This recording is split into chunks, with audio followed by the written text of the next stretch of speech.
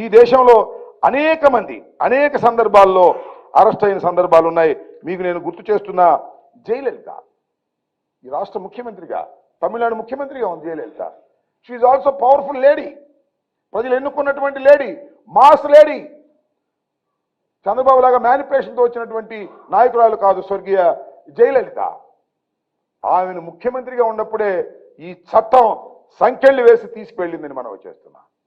సుబ్బు సోరెన్ ముఖ్యమంత్రి, ఆయన కూడా అరెస్ట్ చేశారు. చట్టానికి ఎవరైనా ఒకటే, చంద్రబాబు అయినా ఒకటే, చిన్న బాబు అయినా ఒకటే, పెద్ద బాబు అయినా ఒకటే.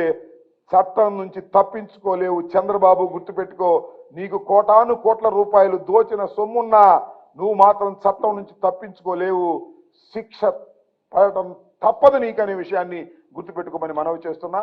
నిన్ను క్యాష్, నేను ఇంకోటి కూడా చెబుతున్నా, కుప్పంలోనే రేపు క్రాష్ అయినా, కుప్పంలోనే గెలిచే పరిస్థితి లేదు చంద్రబాబు నాయుడు గారు అని మనవి చేస్తున్నా.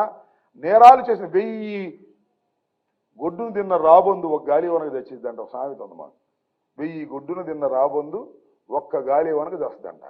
రేపు కొట్టే గాలివానకి ఈ 1000 గొడ్డును తిన్న రాబొందు చావటం ఖాయం, క్రాష్ కావటం ఖాయమని ఈ సందర్భంగా వైఎస్ఆర్ కాంగ్రెస్ పార్టీ తరపున మీ ద్వారా రాష్ట్ర ప్రజానీకానికి మనవి చేస్తున్నానని తెలియపరుస్తూ ఉన్నాను.